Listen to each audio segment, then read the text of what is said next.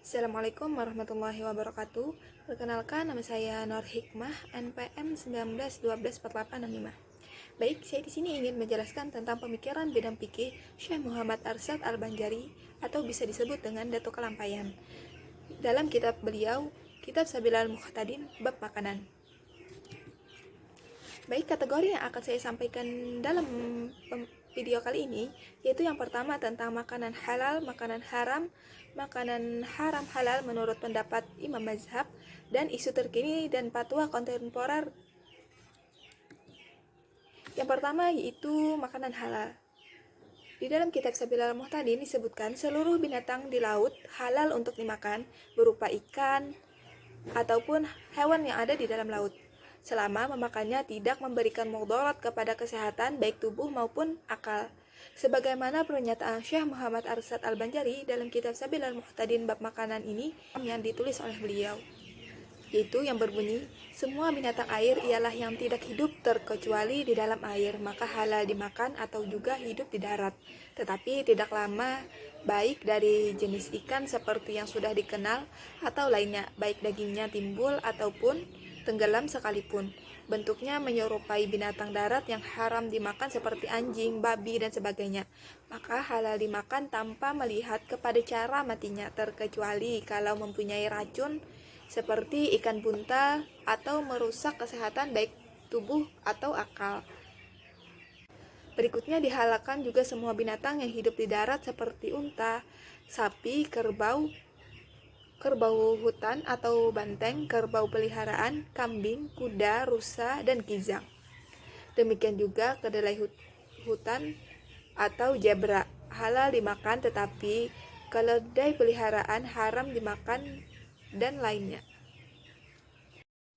Sedangkan materi yang berikutnya yaitu makanan yang haram untuk dimakan. Diharamkan memakan binatang yang hidup di dua alam. Sebagaimana di dalam kitab Sabilal Muhtadin, haram sekalian hewan yang hidup di darat dan di air seperti penyu, bidawang, biyuku, kura-kura, balangkas, katak karena dilarang membunuhnya, serta buaya dan nas-nas. Kepiting termasuk hewan yang haram dimakan, namun rajungan halal. Begitu juga dengan ular karena ia memiliki bisa sekalipun hidup di air kecuali belut karena tidak memberi kemudaratan. Haram pula memakan daging binatang yang mempunyai taring yang kuat seperti keledai peliharaan atau himar, macan yang besar, macan pohon, beruang, gajah, singa, anjing, dan babi. Haram pula memakan binatang yang disunatkan untuk membunuhnya seperti ular, gagak yang berbelang, dan tikus, dan tiap-tiap binatang yang menimbulkan mudarat. Haram pula memakan daging semua burung yang memakan dengan cakar dan menangkap makanannya dengan kaki seperti garuda, elang, kakak tua, dan nuri.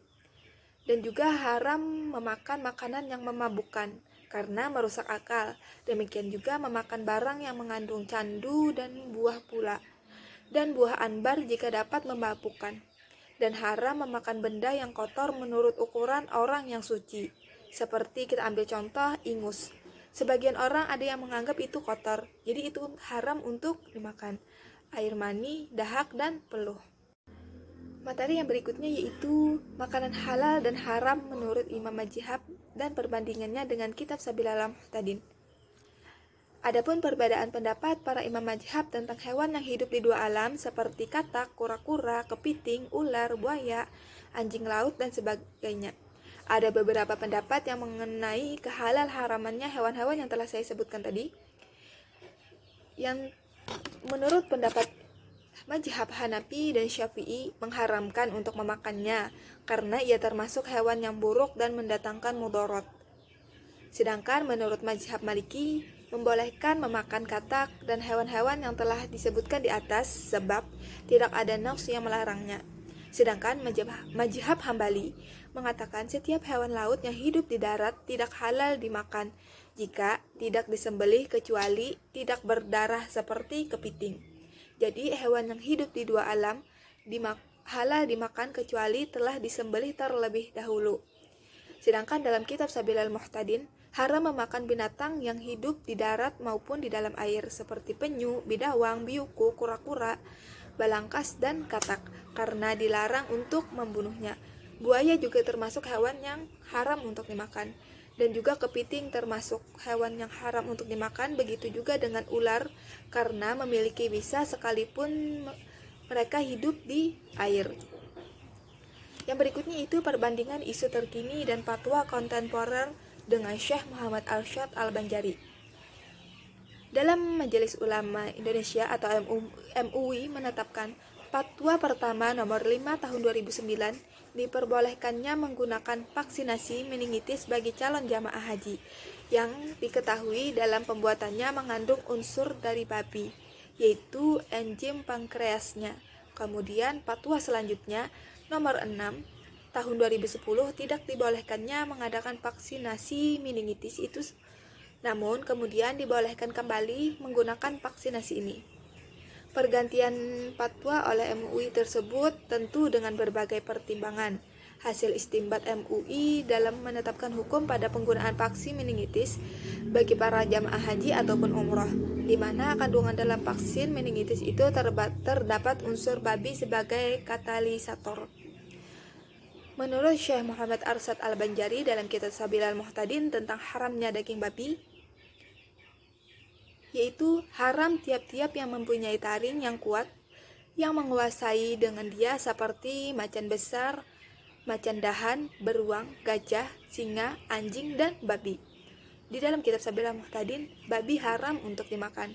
Di dalam Al-Quran surah Al-Baqarah ayat 103 juga sudah diterangkan dengan jelas bahwa daging babi haram untuk dikonsumsi, yaitu berikut terjemahannya.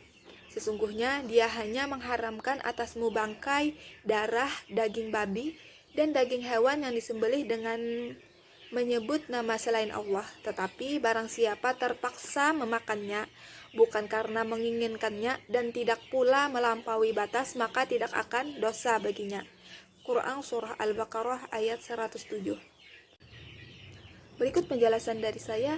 Jika ada salah kata ataupun hal-hal yang salah, mohon maaf. Wabillahi taufiq wal hidayah. Assalamualaikum warahmatullahi wabarakatuh.